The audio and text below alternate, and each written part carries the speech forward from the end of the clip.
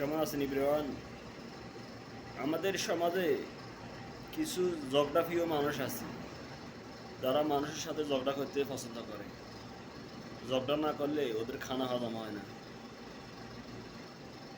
এই ঝগড়াপ্রিয় মানুষগুলা এরা ফ্যামিলির ভিতরেও ঝগড়া করে। ঝগড়া না করলে ওদের কাছে ভালোই লাগে না। এটা এদের যেন এক ধরনের স্বভাব।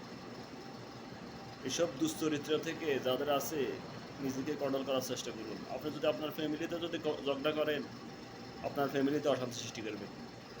মানুষের সাথে ঝগড়া করবেন, মানুষ আপনাকে কখনো পছন্দ করবে না।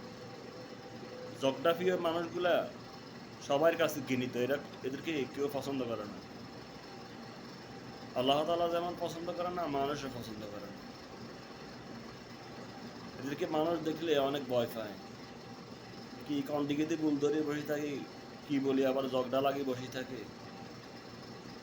তাই এসব স্বভাব যদি কারো কাছে থাকে, অবশ্যই পরিবর্তন করে নিবে।